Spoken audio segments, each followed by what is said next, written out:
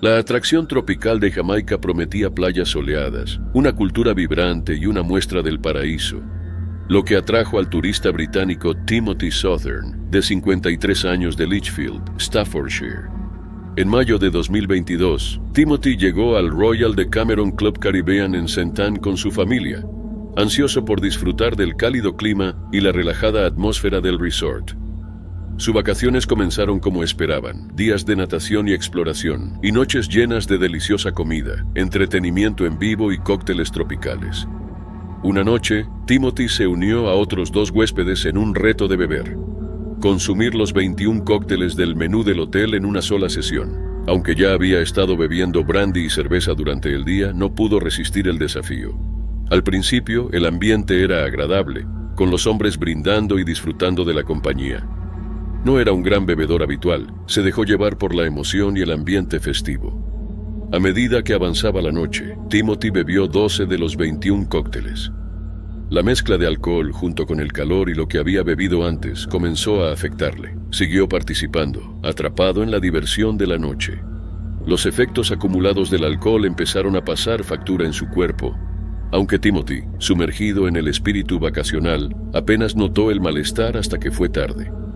Finalmente, Timothy decidió que ya era suficiente.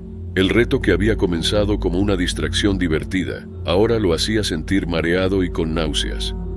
Se despidió y se dirigió a su habitación, con el entorno familiar del resort ahora algo distorsionado por el alcohol en su sistema. Su familia asumió que simplemente estaba cansado por las actividades del día y se preparó para dormir también. No pasó mucho tiempo después de regresar a su habitación cuando la condición de Timothy empeoró. Lo que al principio parecía un nivel manejable de intoxicación, rápidamente se convirtió en algo mucho más grave. Su cuerpo, abrumado por el exceso de alcohol, empezó a colapsar. Sintió un dolor agudo en el estómago, seguido de una ola de náuseas que lo dejó sin aliento. Desesperado por alivio, intentó vomitar, pero su coordinación estaba afectada y sintió que se ahogaba. Un familiar, notando el malestar de Timothy, corrió a ayudarlo. Lograron ponerlo de lado, en la posición de recuperación para evitar que se ahogara más. Entraron en pánico al darse cuenta de la gravedad de la situación. Su piel estaba fría y sudorosa, su respiración superficial y dificultosa. Pidieron ayuda, sus voces llenas de urgencia mientras suplicaban que llamaran a una ambulancia. Los minutos pasaron, cada uno lleno de creciente temor mientras la condición de Timothy se deterioraba. Eventualmente llegó una enfermera, pero para horror de la familia no se había llamado a una ambulancia. La enfermera, insegura de cómo manejar la situación, dudó, lo que llevó a la familia a instarla a actuar. Estaba claro que el tiempo se agotaba. La enfermera finalmente comenzó las compresiones torácicas, pero el cuerpo de Timothy mostró poca respuesta. Su pulso era débil y su piel ya mostraba signos de hipotermia. Los peores temores de la familia se confirmaron cuando Timothy fue declarado muerto. La causa de la muerte fue luego determinada como gastroenteritis aguda debido al consumo de alcohol. Una explicación fría y clínica para la trágica pérdida de vida en lo que se suponía iba a ser un lugar de relajación y alegría. El impacto de los eventos de esa noche dejó a la familia de Timothy en shock, sus vacaciones para siempre marcadas por lo insensato de la situación. En los días siguientes, la familia Southern luchó por entender lo que había sucedido. Estaban enojados, devastados y llenos de un sentido de injusticia. Creían que el resort había fallado en su deber de cuidado, no solo al permitir que se llevara a cabo el reto de beber, sino también al no responder adecuadamente cuando la vida de Timothy estaba en peligro. La realización de que su seguro de viaje no cubría la repatriación del cuerpo solo aumentó su dolor, obligándolos a iniciar una campaña en GoFundMe para llevarlo de regreso al Reino Unido. El 27 de julio de 2019, Iván Ivanov, un experto agrícola, emprendió un viaje de negocios a Ciudad del Cabo. Tras días de arduo trabajo, Iván pasó ese sábado explorando los paisajes naturales del lugar. Ansioso por disfrutar de la belleza de Sudáfrica, se dispuso a hacer una caminata, sin saber del peligro que acechaba. Iván quería aprovechar al máximo su viaje, pero no volvió a salvo. La sencilla caminata que pretendía ser una escapada tranquila se convirtió en una pesadilla aterradora, marcando su último viaje para siempre.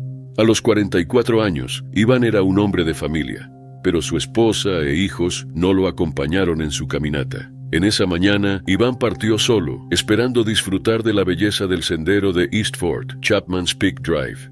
La ruta se considera desafiante, pero es famosa para hacer senderismo, correr y caminar.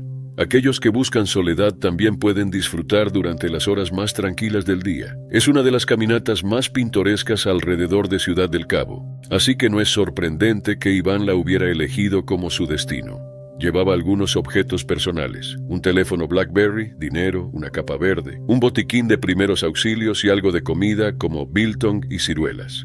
También tenía una botella de agua y otras pertenencias pequeñas. Sin saberlo, esos pocos objetos sellarían su destino. No era consciente de los peligros que acechaban en las sombras del sendero.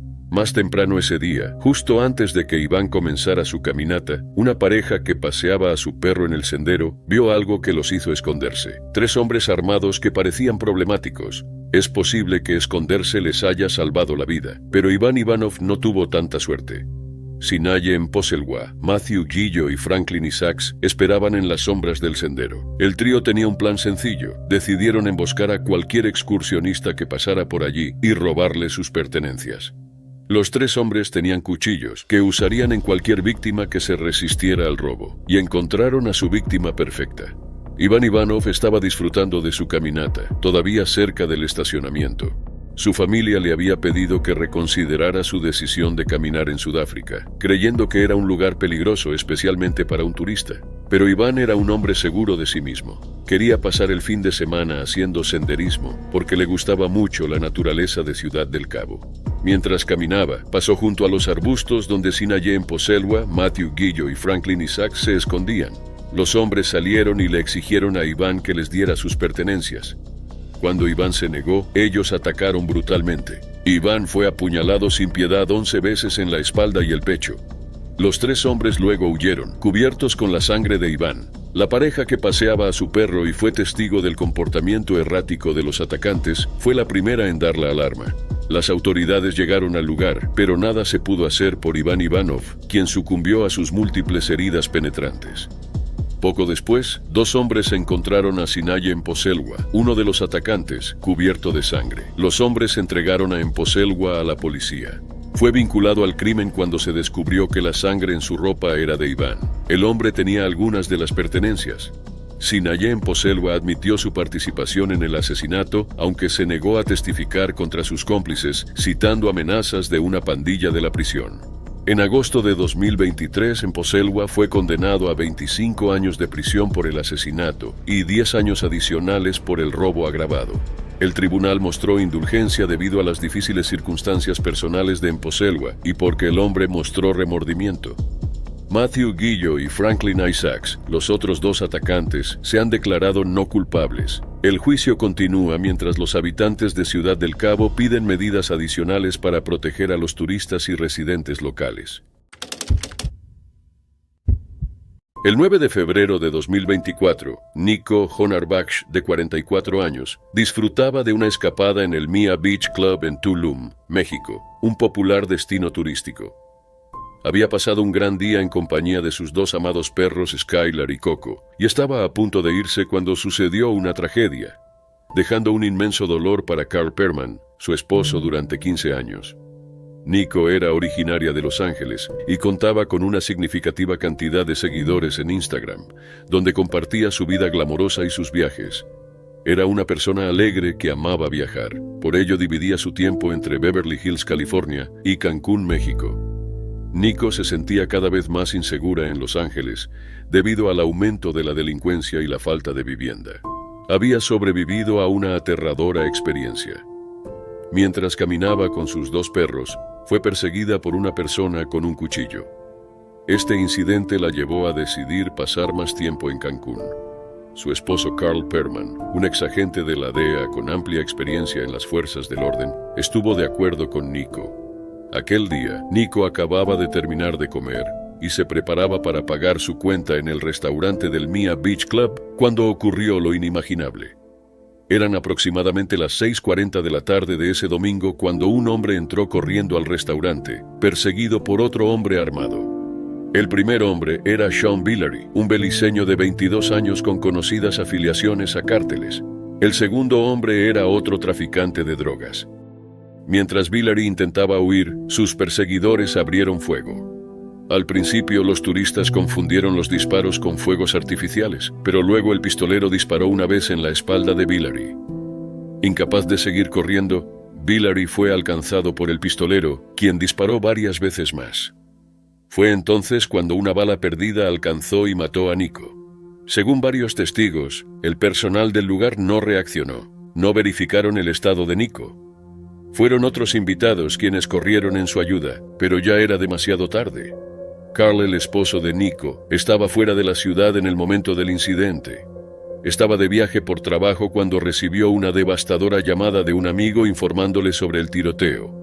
Perman, utilizando su amplia experiencia en las fuerzas del orden, tomó medidas de inmediato para confirmar la identidad de su esposa y abordar la situación con las autoridades locales. Pero según el propio Carl, enfrentó importantes obstáculos.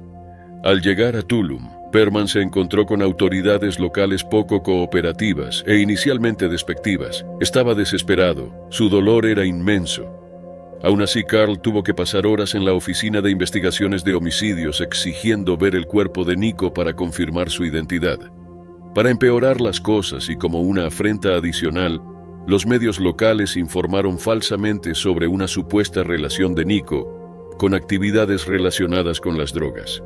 Carl tuvo que proporcionar pruebas contundentes, incluidos el pasaporte y el certificado de matrimonio de Nico, para refutar esas afirmaciones y defender su reputación. Las autoridades mexicanas eventualmente emitieron una disculpa. No se han brindado actualizaciones públicas sobre la investigación. Las circunstancias personales de la muerte prematura de Nico añadieron aún más tragedia. Ella había huido de Los Ángeles temiendo por su seguridad. Pero el trágico destino de Nico se desarrolló lejos de su conflictiva ciudad natal, en el lugar donde había buscado refugio. Errol Bennett, originario de Jamaica, hizo de Preston, Reino Unido, su hogar, donde se convirtió en un tapicero conocido y una figura respetada en la comunidad antillana. A pesar de sus años lejos de Jamaica, su corazón seguía ligado a la calidez y belleza de la isla. Al llegar a los 50, el dolor de la artritis hizo insoportable el clima inglés, lo que lo llevó a pasar largos periodos en Hector's River, un tranquilo pueblo en Portland, Jamaica. En diciembre de 2011, Errol regresó a Jamaica para el invierno, ansioso por disfrutar del clima tropical y reconectar con sus raíces. Esperaba con ansias una celebración especial planeada para julio de 2012, cuando su hija Zoe se uniría a él para sus 60 cumpleaños. Durante su estancia en Hector's River, Errol enfrentaba un peligro mortal sin saberlo. Su primo Clifton, quien había luchado con las dificultades de la vida, albergaba un profundo resentimiento hacia él. A pesar de la ayuda financiera de Errol a lo largo de los años, Clifton se sentía traicionado y creía que merecía más. Una mañana de julio de 2012, la ira de Clifton estalló en violencia. Impulsado por la codicia y un sentido distorsionado de derecho, irrumpió en la villa de Errol con un machete. Lo que comenzó como un intento de robo se convirtió en un brutal acto de violencia. Errol estaba solo en casa, cayó víctima de la furia asesina de Clifton, perdiendo la vida en el lugar donde había buscado consuelo. Errol intentó defenderse, pero la furia de Clifton era imparable. El machete cayó con brutal fuerza, cortando carne y hueso. Sufrió 15 heridas, cada una más devastadora que la anterior. La sangre manchó los suelos y las paredes de la villa. Errol luchó por su vida, pero el ataque fue demasiado severo. Sucumbió a sus heridas, perdiendo la vida en el lugar donde había esperado encontrar paz. Zoe, que se estaba preparando para visitar a su padre, canceló el viaje en el último minuto por compromisos laborales. Fue un giro del destino que le salvó la vida a ella y a su hijo no nacido. De haber estado allí, podría haber sido otra víctima de la locura de Clifton, pero fue salvada solo para ser arrojada a una pesadilla al recibir la noticia. Cuando Zoe llegó a Jamaica, el horror de lo ocurrido la golpeó de lleno. Entró en la villa de su padre y se encontró con una escena de violencia inimaginable. La visión del cuerpo ensangrentado de su padre, la evidencia de la lucha que había tenido lugar, la destrozó. Sus peores miedos se habían hecho realidad y el dolor era abrumador. Había perdido a su padre, y la isla que alguna vez fue un lugar de alegría y celebración ahora estaba manchada de tragedia. Las autoridades locales arrestaron a Clifton en septiembre de 2012. Pero la justicia avanzó lentamente. El juicio fue aplazado varias veces. Para frustración y angustia de la familia de Errol, cada aplazamiento era una bofetada, prolongando su dolor y negándoles el cierre que tanto necesitaban. El caso fue aplazado 6 veces, y la confianza de la familia en el sistema de justicia se erosionó con cada retraso. Pasaron los años, y la batalla legal se prolongó, con amenazas e intimidaciones convirtiéndose en parte de la vida diaria de Zoe. Pero ella se negó a rendirse. Había perdido a su padre de la forma más brutal posible, y estaba decidida a que se hiciera justicia. Su determinación nunca flaqueó, incluso cuando el juicio se convirtió en una larga agonía. En marzo de 2016, Zoe logró la justicia que su padre merecía. Clifton fue declarado culpable del asesinato de Errol y sentenciado a 40 años a cadena perpetua. Fue un momento de victoria agridulce para Zoe. Había luchado para que el asesino de su padre pagara, pero la victoria no podía devolverle a Errol. El dolor de su pérdida permanecía, un recordatorio constante de la violencia que había destrozado sus vidas. El largo y doloroso camino de Zoe para buscar justicia para su padre fue arduo, pero nunca se rindió. Aunque los años pasaron y el mundo siguió adelante, la memoria de Errol Bennett y el legado de amor que dejó jamás se desvanecerían. El 24 de octubre de 2018, Patrick Braxton Andrew, de 34 años y originario de Carolina del Norte, partió para lo que se suponía sería un viaje inolvidable a México, donde planeaba visitar el Parque Nacional Barranca del Cobre antes de encontrarse con su hermano en Ciudad de México. Pero Patrick nunca llegó a la capital. El hombre de 34 años amaba América Latina y todo lo que ofrecía: la comida, la gente, el patrimonio cultural y el idioma. Patrick descubrió su amor por todo lo latinoamericano unos años después de la universidad, cuando emprendió un viaje de 18 meses que lo llevó a México y al norte de Sudamérica. Ese viaje, para el cual había trabajado durante años, cambió su vida. Patrick decidió aprender español, una materia con la que había tenido dificultades en la escuela. Descubrió que tenía talento para el idioma. Cuando regresó a casa ya hablaba con fluidez, lo que le permitió convertirse en profesor de español. En 2018, Patrick también era dueño de un negocio de tutoría y mentoría. Fue entre el 26 y el 27 de octubre, cuando Patrick llegó a Urique, un municipio en el estado noroccidental de Chihuahua. A pesar de que Chihuahua es conocido por ser peligroso debido al crimen y otras actividades relacionadas con las drogas, Patrick estaba emocionado de aprovechar al máximo su tiempo en la zona y pasó 2 días explorándola después de registrarse en un hotel local. El 28 de octubre de 2018, Patrick habló con sus padres alrededor de las 2:51 de la tarde, tras lo cual salió de su hotel para hacer una caminata hacia un lugar conocido como La Playita. El día era hermoso y todo parecía ir según lo planeado, o eso pensaba Patrick. 2 días después, Kerry Braxton Andrew estaba en Ciudad de México, esperando a su hermano. Se suponía que se encontrarían. La reunión había sido planeada mucho tiempo antes, pero no apareció. Para empeorar las cosas, la familia se dio cuenta de que no había tenido noticias suyas en 2 días. Esto les causó preocupación. Cuando se pusieron en contacto con el dueño del hotel donde se hospedaba Patrick, se sorprendieron al saber que no había regresado de su caminata 2 días antes. La familia alertó a la policía. En un intento por localizarlo, más de 100 policías mexicanos comenzaron a rastrear el área de la Barranca del Cobre en busca del hombre de 34 años. Se utilizaron drones y una aeronave en la búsqueda, pero no encontraron nada, ni siquiera el más mínimo rastro de su presencia. Cuando las autoridades descubrieron un cuerpo el 17 de noviembre, la familia de Patrick temió lo peor, y tenían razón. El cuerpo fue identificado rápidamente como el de Patrick Braxton Andrew. Su cadáver fue hallado a aproximadamente 1 milla de Las Lajas en Urique y la aldea de Guapalaina. Esto desconcertó a todos los involucrados, ya que el área ya había sido registrada exhaustivamente. El hecho de que el cuerpo fuera descubierto en una zona sin vegetación y sobre una superficie rocosa, cubierto con hojas de pino y tierra rojiza, hizo que el caso fuera aún más confuso. Una autopsia y una conjetura fundamentada fueron suficientes para determinar el destino de Patrick. Tras recibir un disparo en la cabeza, fue enterrado en algún lugar de las montañas, desenterrado y arrojado a un costado del camino, donde finalmente fue encontrado por la policía. Durante la investigación, el gobernador de Chihuahua anunció que Patrick había sido asesinado. Según el fiscal general de Chihuahua, César Peniche Esquivel, Patrick se cruzó con miembros de una célula de narcotráfico del cártel de Sinaloa en algún momento durante su caminata en la playita. Es posible que José Noriel Portillo Gil, alias El Chueco, o uno de sus hombres, asesinara a Patrick al confundirlo con un agente de la Agencia Antidrogas de Estados Unidos. Las autoridades mexicanas rápidamente desmintieron los rumores de que Patrick fue víctima de un negocio de drogas fallido, describiéndolo como una víctima inocente que sufrió la desgracia de cruzarse con El Chueco. Taylor Rankin, un aventurero de 26 años de Ontario, Canadá, había soñado con lanzarse desde acantilados y planeó cuidadosamente sus vacaciones en Negril, Jamaica, conocida por sus impresionantes acantilados y aguas cristalinas.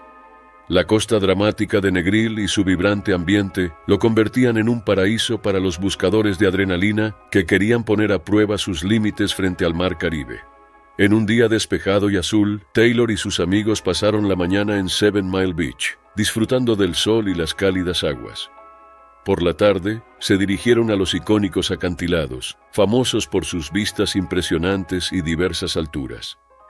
Aunque populares entre locales y turistas, los acantilados eran conocidos por sus peligros submarinos ocultos, que representaban riesgos incluso para los más experimentados. Habiendo investigado y practicado técnicas de buceo, Taylor sentía emoción y nervios mientras se acercaba a uno de los puntos de salto más altos. Las vistas eran espectaculares, pero la altura era intimidante. Repasó mentalmente los pasos necesarios para un salto seguro. La precisión en la velocidad, la forma y el momento eran cruciales para evitar un desastre. Con sus amigos animándolo, Taylor se preparó para saltar. Balanceando la emoción con los nervios, se concentró en su entrenamiento y calculó la distancia al agua. Saltó con gracia y confianza, sintiendo la emocionante sensación de ingravidez. Mientras volaba por el aire, inclinó su cuerpo hacia abajo, preparándose para el impacto, con la vista fija en su punto de aterrizaje. Lo que parecía ser un salto controlado se convirtió en una tragedia cuando Taylor se acercaba al agua. El mar, que desde el acantilado parecía sereno, no era la superficie suave que esperaba. Rocas ocultas yacían debajo, camufladas por el agua cristalina. Estos peligros submarinos eran difíciles de detectar desde arriba, incluso para los saltadores más experimentados. En lugar de una entrada limpia, el impacto de Taylor golpeó las rocas con una fuerza que no pudo prever. El agua amortiguó el sonido de la colisión de Taylor con las rocas, pero el impacto fue violento. El repentino golpe desestabilizó su cuerpo y lo sumergió de inmediato. Sus amigos desde arriba vieron la salpicadura y su repentina desaparición. El pánico se apoderó de ellos mientras intentaban buscar ayuda. Su emoción inicial se transformó en desesperación. Los esfuerzos de rescate locales fueron rápidos, pero al final llegaron tarde. Taylor fue sacado del agua y llevado a un hospital cercano. Un sentimiento de impotencia marcó el trayecto, donde la urgencia de la situación eclipsaba cualquier esperanza de un resultado positivo. Al llegar al hospital, el personal médico trabajó para salvarlo, pero fue declarado muerto. La gravedad de sus heridas, incluyendo el trauma severo por el impacto con las rocas ocultas, fue demasiado grave para superar. El incidente conmocionó a la comunidad. Los amigos estaban devastados, lidiando con la pérdida de su compañero y las circunstancias de su muerte. La policía local realizó una investigación sobre el accidente, y sus hallazgos atribuyeron la causa de la muerte a la colisión con las rocas sumergidas. El accidente se volvió controvertido cuando Dwayne Cook, un turista canadiense que previamente había saltado desde los mismos acantilados, públicamente disputó el informe policial. Cook afirmó que cuando él había hecho saltos similares, no había rocas en el área donde saltó. Sugirió que la muerte de Taylor podría haberse debido a un error en el salto, quizás un mal cálculo o un problema con su técnica, en lugar de la presencia de rocas ocultas. Las afirmaciones de Cook añadieron una capa adicional de complejidad a la dolorosa situación. Sus declaraciones generaron dudas sobre la seguridad de los lugares de salto y la precisión de los hallazgos de las autoridades locales. El debate sobre la verdadera causa de la muerte desató discusiones sobre los peligros inherentes de saltar desde acantilados y la necesidad de mayores medidas de seguridad en sitios turísticos populares. La tragedia de la muerte de Taylor Rankin resaltó la naturaleza peligrosa de los deportes extremos y los riesgos impredecibles asociados a actividades como saltar desde acantilados. Los acantilados de Negril, aunque famosos por su belleza, eran un recordatorio de la delgada línea entre la aventura y el peligro. El accidente fue un triste recordatorio de las consecuencias de un salto mal calculado, los peligros ocultos bajo aguas aparentemente invitantes y la importancia crítica de la seguridad y preparación en los deportes extremos. El 23 de octubre de 2015, John y Lynette Rogers, una pareja de recién casados de Hollywood, Irlanda del Norte, estaban de luna de miel en Sudáfrica. Para ese momento, llevaban 6 hermosos años juntos, y su luna de miel debía ser algo que nunca olvidarían. Pero 6 días después de su boda, John y Lynette Rogers encontraron su final, juntos en la muerte como lo estaban en la vida. Ambos eran aventureros. John era un cabo reservista a tiempo parcial en el ejército territorial que trabajaba para una empresa de suministros de oficina en Belfast. Lynette era una fisioterapeuta que disfrutaba de nuevas experiencias. Había planeado hacer buceo en jaula con tiburones en su luna de miel, pero nunca lo hizo. Ese sábado la pareja había estado explorando Robert Beach, una playa conocida por su belleza y aguas peligrosas. Robert Beach, parte de la Reserva Natural Robert, ofrece vistas impresionantes y oportunidades para ver focas, delfines e incluso ballenas durante la temporada de migración. Pero el área también es conocida por sus fuertes corrientes y olas impredecibles, lo que convierte a este lugar en uno donde siempre se recomienda precaución. Eran nadadores fuertes, por lo que meterse al agua no era inusual, así que se adentraron en el mar, ajenos a las difíciles condiciones. La marea estaba agitada y potentes corrientes de resaca se movían bajo la superficie, un peligro oculto incluso para los nadadores más fuertes. Pero algo salió mal esa tarde. Alrededor de las 5:30 de la tarde del 23 de octubre de 2015, la pareja se encontró luchando contra la fuerza del océano. No había nadie más en la playa. La pareja peleó por sus vidas, pero no pudo hacer frente a la fuerza de las olas. Cuando un hombre local descubrió el cuerpo de John en la marea baja alrededor de las 6 p.m., ya era demasiado tarde.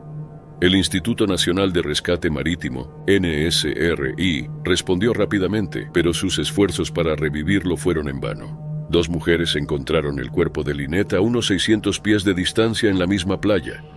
Los médicos intentaron desesperadamente realizar RCP, pero era demasiado tarde. Lynette y John Rogers fueron declarados muertos en el lugar, apenas 6 días después de su boda. La noticia de sus muertes prematuras dejó a sus amigos y familiares en un estado de incredulidad, luchando por comprender cómo una ocasión tan hermosa se había convertido en una tragedia inimaginable y cruel. En cierto modo, la familia de Lynette y John se consoló un poco con el hecho de que los cuerpos fueron encontrados y devueltos a ellos. Se cree que las fuertes corrientes de resaca y las malas condiciones del mar fueron la causa del ahogamiento, según el NSRI. No se sospecha de juego sucio. La policía ha abierto una investigación para examinar los detalles del desenlace de la pareja y asegurar que cada detalle del incidente sea examinado. Desiree Gibbon, una aventurera de 26 años de Queens, Nueva York, exploraba Jamaica en noviembre de 2017, alojándose en el hotel de su abuela en Montego Bay. Conocida por su trabajo como modelo, aspirante a cineasta y viajera, Desiree había viajado para reconectarse con sus raíces y planear su ingreso a la escuela de cine en Europa. La cultura y las playas de Montego Bay ofrecían un refugio perfecto del ajetreo de Nueva York. Desiree se sumergió en la vida local, buscando un trabajo de bartender para financiar sus sueños mientras exploraba los rincones ocultos de la isla. Su apertura y entusiasmo la llevaron a conocer a varias personas, algunas acogedoras, otras potencialmente peligrosas. A pesar del encanto de la vida en la isla, áreas como Anchovy, a pocos kilómetros de donde se hospedaba, tenían fama de peligrosas, algo que Desiree ignoró o pasó por alto. El 26 de noviembre de 2017, Desiree aparentemente salió del hotel de su abuela para encontrarse con alguien. Nunca regresó. Y a la mañana siguiente, los residentes de Anchovy encontraron su cuerpo oculto entre los arbustos. Su garganta estaba cortada y su rostro golpeado, mostrando un brutal ataque. La violencia conmocionó a la comunidad, que tenía una frágil confianza en las fuerzas del orden locales. A pesar de las circunstancias sombrías, la justicia parecía esquiva ante tanta brutalidad y los desafíos de investigar crímenes en un lugar donde la seguridad y la confianza ya eran frágiles. ¿Cómo pudo ocurrirle esto? En un lugar que se suponía era seguro, rodeada de personas en las que confiaba. Su madre Andrea se sintió atormentada por la idea de que el asesino de su hija fuera alguien que ella conocía. Desiree siempre había sido cuidadosa, consciente de los peligros de ser una joven viajando sola. Sin embargo, parecía que su confianza había sido mal depositada, su apertura explotada por alguien que había ganado su confianza solo para traicionarla de la manera más horrenda. Las autoridades jamaicanas, ya abrumadas por la demanda de sus trabajos, lucharon por reconstruir los eventos previos a su muerte. No hubo pistas inmediatas y ningún sospechoso fue llevado a interrogatorio. La falta de avances alimentó rumores y especulaciones, cada teoría más inquietante que la anterior. Algunos creían que fue un crimen pasional, impulsado por celos o ira. Otros sugerían un motivo más calculado, quizás vinculado a los aspectos más oscuros de la vida isleña, que Desiree había rozado sin saberlo. Andrea seguía convencida de que su hija había sido atraída fuera de la seguridad del hotel. El hecho de que el bolso, dinero e identificación de Desiree estuvieran desaparecidos solo reforzaba su creencia de que el ataque fue premeditado, que alguien la había atacado intencionalmente. La idea de que el asesino de Desiree aún pudiera estar libre, con la capacidad de hacerle daño a otros, era casi insoportable. Con el paso de las semanas y meses, el caso se enfrió. Las autoridades jamaicanas revelaron pocos detalles, citando la investigación en curso, pero estaba claro que los avances eran mínimos. La familia de Desiree continuó exigiendo respuestas, pero sus llamados a la justicia parecían caer en oídos sordos. La realidad era dura. En un lugar como Jamaica, donde los recursos eran limitados y el crimen a menudo se encontraba con indiferencia, la probabilidad de encontrar al asesino era baja. La historia de Desiree se convirtió en una advertencia, un recordatorio de los peligros que acechan bajo la superficie de incluso los lugares más hermosos. Su muerte fue una dura ilustración de lo rápido que la vida puede ser arrebatada y cómo la confianza puede romperse en un instante. Para quienes la conocían, el dolor de su pérdida se intensificaba con el conocimiento de que sus sueños, de la escuela de cine, de hacerse un nombre en el mundo, nunca se realizarían. En octubre de 2021, Anjali Riot llegó a Tulum, México, con la esperanza de celebrar su cumpleaños número 26 el viernes. Era una residente de California de 25 años que amaba viajar por el mundo. Pero su visita a Tulum sería la última. Originaria de India, Anjali había hecho de San José, California, su hogar. Era ingeniera senior de confiabilidad en LinkedIn, con una prometedora carrera en tecnología, habiendo trabajado previamente en Yahoo durante 5 años. Era una influencer conocida por sus viajes, los cuales compartía con frecuencia en redes sociales. Más de 40,000 personas seguían su cuenta de Instagram para estar al tanto de sus viajes y aventuras. La joven tenía lo que parecía ser una vida activa y plena. Antes de su viaje había visitado el Parque Nacional Glacier en Montana, donde completó la desafiante caminata del sendero Grinnell Glacier. Su pasión por explorar nuevos lugares se evidenciaba en sus publicaciones detalladas y entusiastas, en las que a menudo alentaba a sus seguidores a emprender aventuras similares. Una vez que llegó a Tulum, México, pasó sus días explorando y compartiendo sus experiencias en redes sociales. Era la noche del miércoles 20 de octubre de 2021, y Anjali estaba en el bar La Malquerida disfrutando de su velada. Pero las cosas estaban a punto de empeorar, y no había nada que pudiera hacer para evitarlo. De repente, varios hombres armados que parecían estar persiguiendo a un narcotraficante rival abrieron fuego en el bar.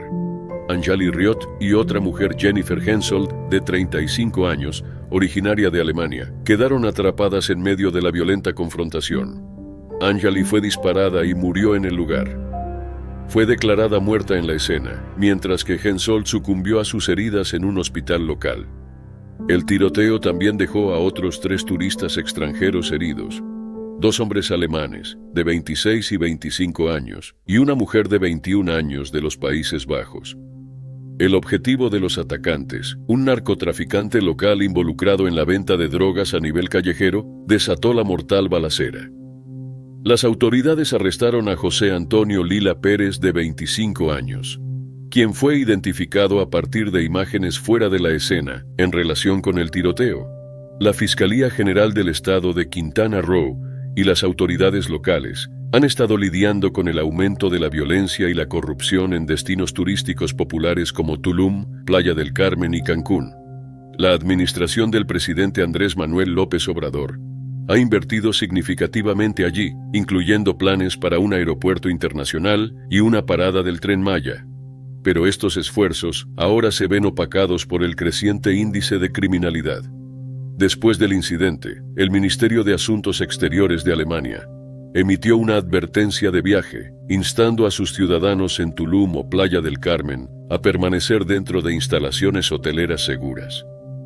La reputación de Tulum como un tranquilo y despreocupado pueblo de playa ha sido gravemente afectada. La banda local de narcotraficantes Los Pelones, vinculada al Cártel del Golfo, ha estado extorsionando a bares y discotecas exigiendo dinero de protección.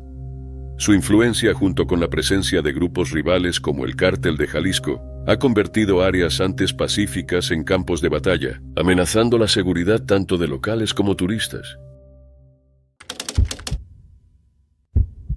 Era el 3 de octubre de 2022. Jörg Schnarr, un director de recursos humanos jubilado de 67 años de Fulda, Alemania, había comenzado sus vacaciones con su esposa, Vera, y sus amigos cercanos Rainer y Andrea Nuchter. La pareja planeaba realizar un safari soñado en Sudáfrica. El grupo había llegado a Johannesburgo más temprano ese día y se dirigían ansiosos hacia el Parque Nacional Kruger para una lujosa estadía en Memdluli Lodge, pero nunca llegaron a su alojamiento. El Parque Nacional Kruger es una de las reservas de caza más grandes de África y un famoso santuario de vida silvestre. El parque alberga a los 5 grandes, y personas de todo el mundo vienen a ver sus especies icónicas como leones, búfalos, leopardos, elefantes y rinocerontes.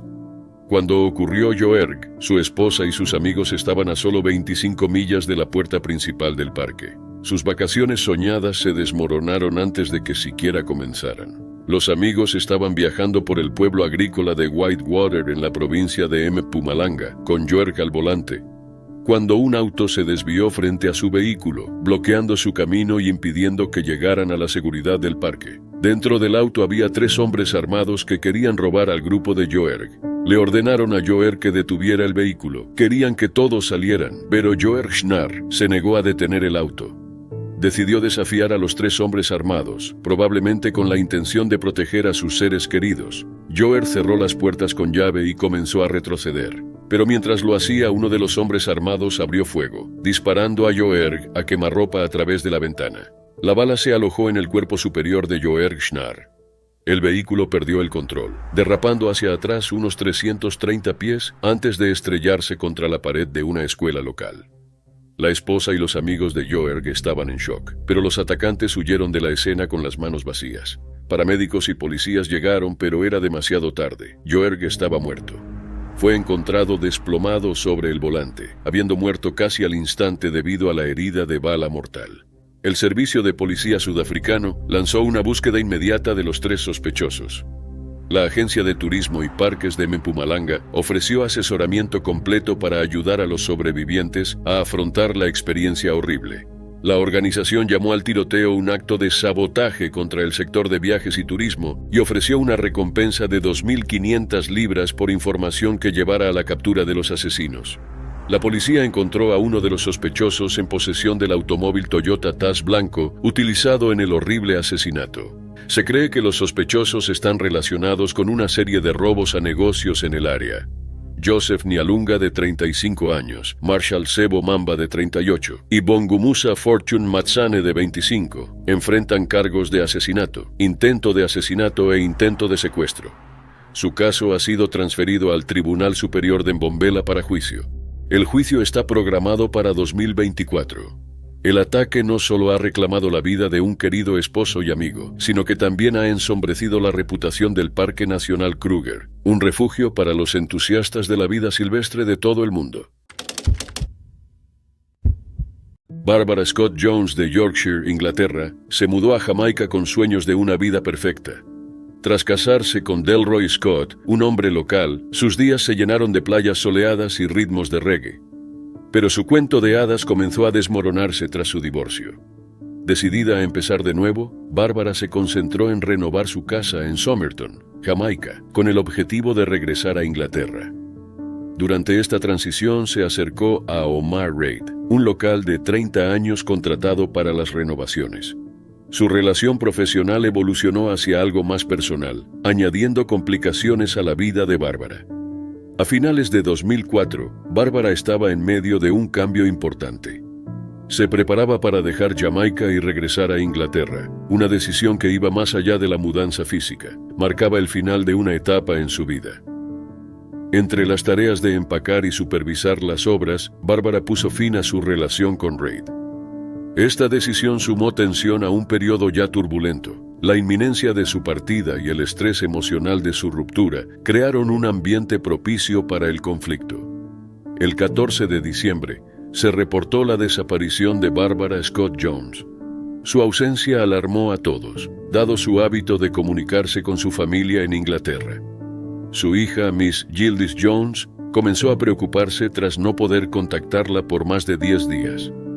Bárbara, conocida por mantenerse en contacto constante, no había respondido a llamadas ni mensajes. El silencio era inusual y perturbador. La preocupación de Miss Gildes Jones aumentó cuando habló con Omar Reid, quien debía ser el cuidador y trabajador en la casa. Le dijo que Bárbara se había ido con otro hombre y que regresaría en unos días. La explicación parecía inconsistente con el carácter de Bárbara y sus patrones habituales de comunicación. Las alarmas se encendieron, algo no estaba bien. La policía jamaicana inició su investigación, lidiando inicialmente con las complejidades de la vida personal de Bárbara. La investigación reveló que Reid había tenido una relación con Bárbara, convirtiéndolo en una figura clave en el caso. El informe del patólogo reveló que Bárbara sufrió un traumatismo en la cabeza, lo que le causó una fractura en el cráneo. La brutalidad del ataque indicó una confrontación violenta. A medida que avanzaba la investigación, Reid se convirtió en el principal sospechoso. El cuerpo de Bárbara fue encontrado en un tanque séptico en su propiedad de Somerton. El tanque había sido sellado apresuradamente con cemento para ocultar el crimen. Su cuerpo, despojado hasta la ropa interior, era un triste testimonio de la violencia que terminó con su vida. El hallazgo fue impactante, una conclusión brutal para una vida que había estado llena de esperanza y promesas. La familia reaccionó con incredulidad y negación. Sostenían que Reid solo era un trabajador y que no tenía una relación íntima con Bárbara. Insistieron en que no había pruebas de una relación romántica y lo describieron como un simple cuidador. Pero los informes locales y las investigaciones policiales contaban una historia diferente. La agente Rosemary Armstrong afirmó que Bárbara y Reid eran vistos juntos frecuentemente y que su relación era bien conocida en la comunidad. Las circunstancias en torno al asesinato de Bárbara dejaron muchas preguntas sin respuesta. El motivo detrás del crimen seguía siendo especulativo. Algunos sugirieron que los celos o conflictos personales podrían haber llevado a Reid a cometer un acto tan atroz. Atrapados en una compleja red de dinámicas personales y profesionales, la relación de Bárbara y Reid arrojó una sombra sobre la tragedia, intensificando el misterio y la intriga en torno a sus vidas. El 4 de noviembre de 2019, varios miembros de las familias LeBaron y Langford, mormones mexicano-estadounidenses, iban camino a una boda. Se suponía que sería un día lleno de alegría, pero se convirtió en un acto horrendo de violencia en el norte de México, cerca de la frontera con Estados Unidos, un hecho que conmocionó a ambas naciones. Al final del día, 9 personas estaban muertas, 3 mujeres y 6 niños pequeños, debido a una historia complicada y a la violencia habitual de los cárteles que azota la región. Las familias LeBaron y Langford son mormones que han vivido en La Mora, México, por más de un siglo. Estas familias migraron desde Estados Unidos a principios del siglo XX, buscando refugio luego de que el gobierno estadounidense prohibiera la poligamia, que entonces era parte de su fe. Al establecerse en el norte de México, fundaron comunidades como La Mora en Sonora y Colonia Levarón en Chihuahua, hogar de muchos ciudadanos con doble nacionalidad. Con el tiempo las prácticas religiosas cambiaron, pero las familias siguieron viviendo en la región. A lo largo de los años, enfrentaron amenazas y violencia, sobre todo por parte de los cárteles de drogas. En los últimos años, la familia Levarón ha sido especialmente vocal contra la violencia de los cárteles, lo que intensificó las tensiones con los grupos criminales. La situación no mejoraba porque el área era campo de batalla por el control de las lucrativas rutas de contrabando de drogas. En noviembre de 2019, los Salazar, un afiliado del infame cártel de Sinaloa, y La Línea, un brazo del cártel de Juárez, estaban peleando activamente por la región. Sin que las familias Levarón y Langford lo supieran, la misma mañana del 4 de noviembre, el camino por el que viajaban había sido escenario de un tiroteo entre los Salazar y La Línea. Así que las tensiones eran altas, era hora de partir hacia la boda. Ronita Miller Levarón y sus 4 hijos salieron en el primer vehículo, seguidos por 2 SUV más conducidos por Dawna Ray Langford y Christina Marie Langford, cada una con sus hijos. Pero al acercarse al municipio de Bavispe, Sonora, fueron emboscados por múltiples hombres armados. Christina Langford se dio cuenta de que estaban en grave peligro. Decidió salir del vehículo y señalar que no eran miembros de un cártel rival. Antes colocó a su hija bebé Faith en el suelo de su sub para protegerla. Al salir del auto, empezó a agitar los brazos para mostrar que eran inocentes. Pero a los pistoleros no les importó. Dispararon y mataron a la mujer. La segunda camioneta blanca Suburban llevaba a Dawna Langford y 9 niños. Los disparos atravesaron el auto, matando a Dawna y a 2 de sus hijos, Trevor de 11 años y Rogan de 3. El auto de Ronita Miller Levarón fue baleado y explotó en llamas. Ronita murió, al igual que sus 4 hijos, los mellizos de 6 meses Titus y Tiana, su hija Crystal de 10 años y su hijo Howard de 12. 8 de los niños, algunos apenas bebés, sobrevivieron.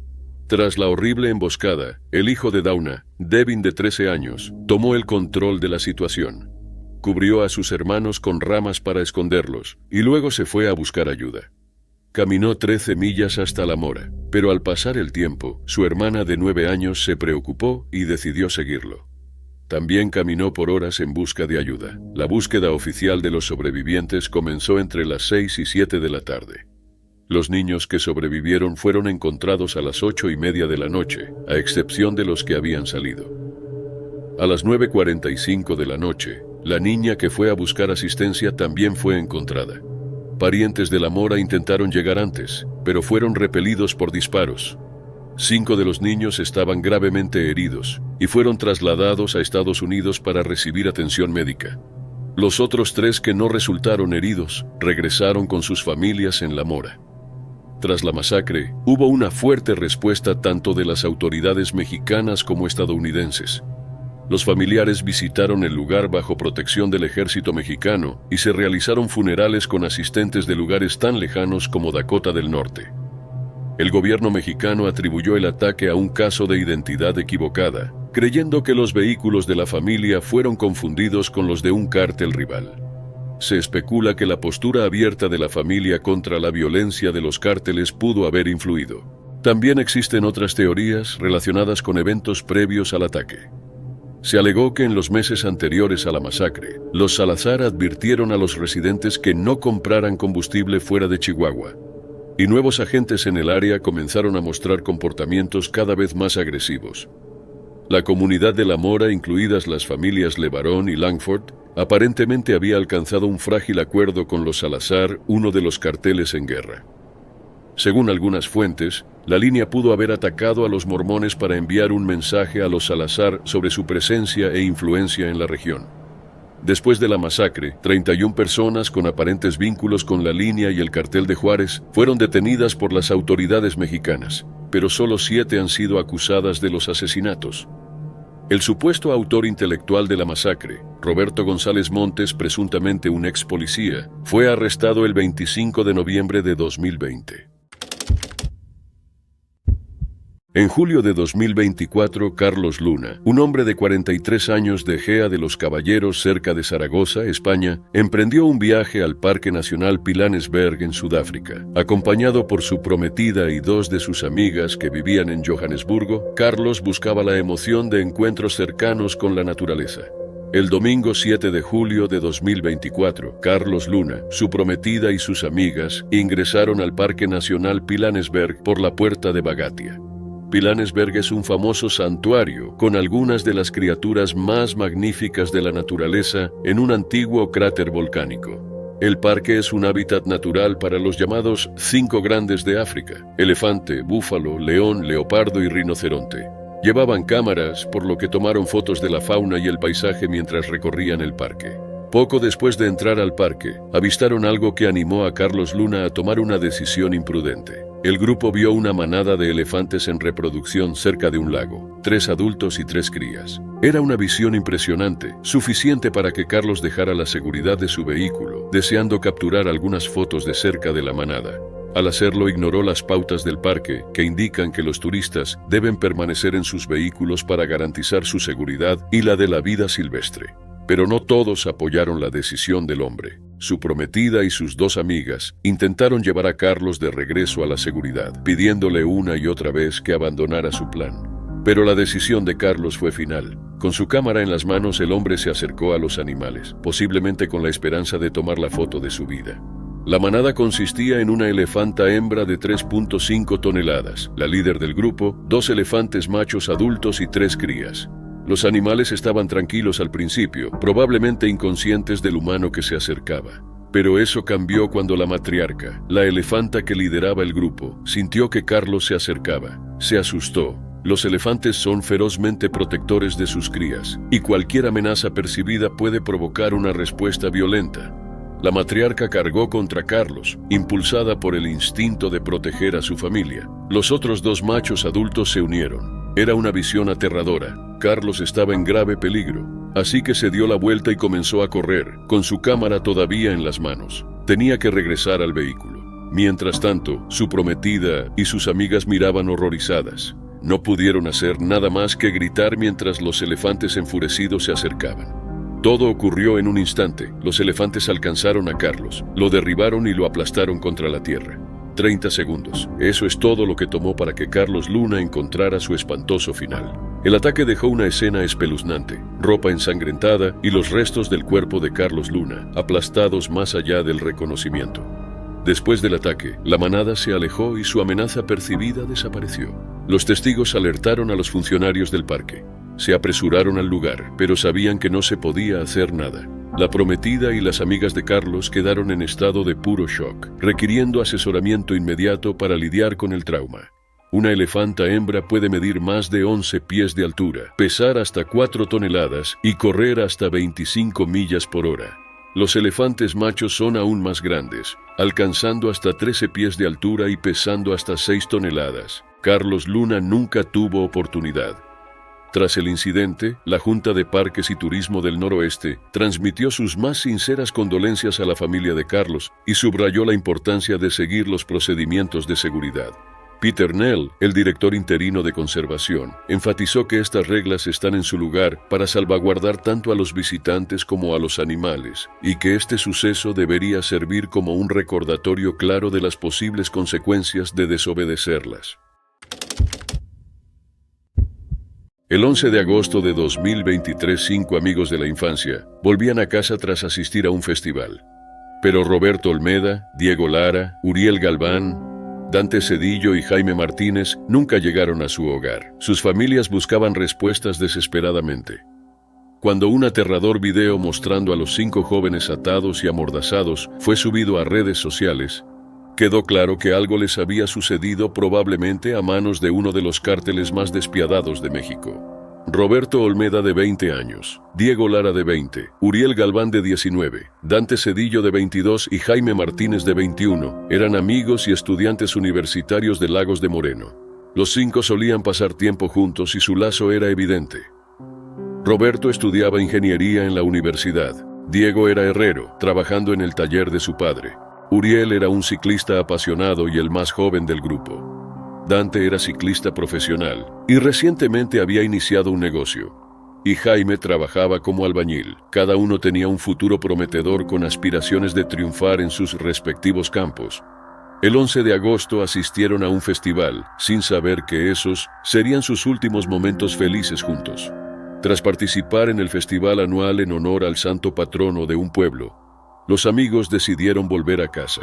Uno de ellos envió un mensaje a un familiar alrededor de las 10:55 de la noche, informando que ya iba camino a casa. Mientras pasaban por San Miguel, testigos informaron que fueron interceptados por 10 hombres armados. Los pistoleros los sacaron por la fuerza de su vehículo y los transportaron en una camioneta blanca y una furgoneta con ventanas polarizadas. Esto marcó el inicio de su horrible calvario. Una vez secuestrados, los 5 amigos fueron llevados a un lugar remoto. Fueron sometidos a torturas inimaginables. Primero los hombres armados les ataron las manos a la espalda y les cubrieron la boca con cinta adhesiva. Luego procedieron a grabar todo el tormento. A uno de los jóvenes lo obligaron a golpear, apuñalar y decapitar a su amigo bajo la amenaza de su propia muerte. Fueron torturados y asesinados. Poco después, fueron reportados como desaparecidos. El video de sus últimos momentos fue difundido en redes sociales. Las autoridades mexicanas lanzaron una exhaustiva investigación del caso. La Fiscalía General de Jalisco, junto con fiscales federales, lideró la investigación, dada la participación del crimen organizado. El video conmocionó a la nación y atrajo aún más la atención internacional sobre la creciente violencia en Jalisco. Luego, las autoridades descubrieron 4 cráneos humanos quemados y significativas manchas de sangre en una propiedad en el barrio Orilla del Agua, lo que sugería el sitio de los brutales asesinatos.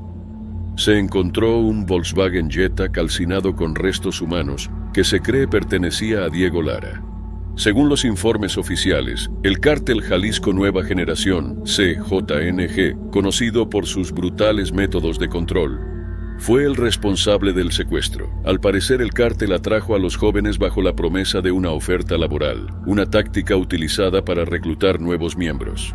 A los 5 amigos se les ofrecieron puestos como guardias de seguridad a través de un centro de llamadas vinculado al cártel, el cual publicaba ofertas de trabajo falsas para atraer a víctimas desprevenidas. Una vez llevados a la propiedad en el barrio Orilla del Agua, los 5 enfrentaron una decisión: unirse al cártel o morir. Al negarse a jurar lealtad al cártel, fueron torturados y asesinados. El gobernador Enrique Alfaro condenó el atroz acto describiéndolo como un ataque sin sentido y directo contra la estabilidad de México. Subrayó la necesidad de una fuerte respuesta gubernamental para combatir la influencia del cártel y proteger a los ciudadanos de Jalisco. Varios expertos han destacado la estrategia del cártel de reclutamiento forzado a través de centros de llamadas, enfocándose particularmente en jóvenes de estados vecinos. Según estos expertos, el CJNG ha establecido numerosos centros de entrenamiento y reclutamiento en la región, obligando a nuevos reclutas a cometer actos violentos para probar su lealtad.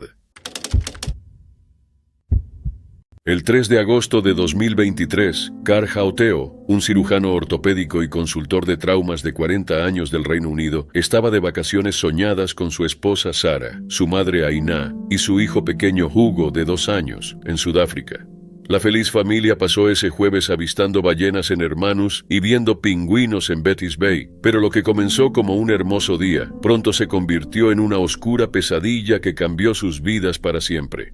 Después de un día observando las maravillas de Sudáfrica, la familia Teo se dirigió de regreso a Ciudad del Cabo, pero se encontraron con un callejón sin salida cuando se acercaron a la ciudad.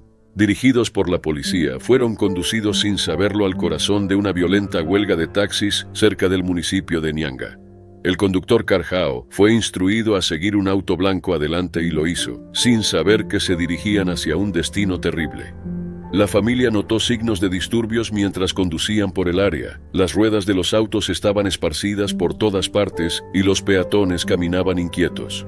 Cuando pasaron junto a un autobús quemado, supieron que algo andaba mal. Pero eso fue solo un indicio del terror que estaba por venir. De repente, un hombre emergió de la multitud de manifestantes y se acercó a su vehículo. El hombre ni siquiera se detuvo mientras sacaba su arma y disparaba, un solo tiro que rompió la ventana del auto e impactó a Carl Teo en la cabeza. La madre de Carhao, Aina, tomó el volante intentando desesperadamente recuperar el control del Toyota RAV4. Algunos lugareños se apresuraron a ayudar a la familia y lograron detener el auto.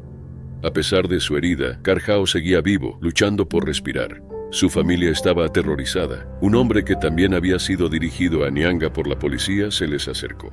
Le dijo a Sara, la esposa de Carhao, que había visto al tirador y quería ayudar, pero temía ser arrestado. El hombre le dijo a Sara que aplicara presión en la herida de su esposo, con la esperanza de ganar tiempo hasta que llegara ayuda. Pero la ayuda nunca llegó, aunque el auto de la familia ahora estaba detenido cerca de una comisaría.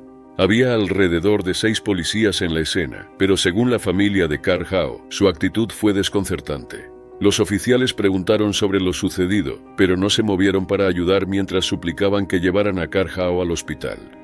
Según la familia Teo, los policías se quedaron charlando mientras Carhao moría lentamente. Sara y Aina les dijeron que Carhao era médico y salvaba vidas, pero eso no fue suficiente para que los oficiales aceptaran ayudar. Pero con cada minuto que pasaba, la esperanza disminuía. 1 hora después llegó una ambulancia, pero era demasiado tarde. Carhao Teo había muerto. Según su familia, la policía continuó fallándoles. Solo les indicaron que visitaran la morgue al día siguiente para identificar el cuerpo de Carhao, y luego los despidieron sin más asistencia. Según la familia, los paramédicos fueron los únicos que los ayudaron y mostraron empatía. Los paramédicos también contactaron a la embajada británica en nombre de la familia. La policía de Sudáfrica reconoció el derecho de la familia a presentar quejas, pero se abstuvo de abordar las acusaciones. No se han realizado arrestos, y la súplica de la familia para que los testigos se presenten sigue en el aire. La muerte de Carhao Teo dejó un vacío no solo en los corazones de sus seres queridos, sino también en la comunidad médica. Sus colegas en el Hospital Princess Alexandra en Harlow, Essex, lo recordaron como un cirujano dedicado y talentoso, una estrella en ascenso en trauma y ortopedia.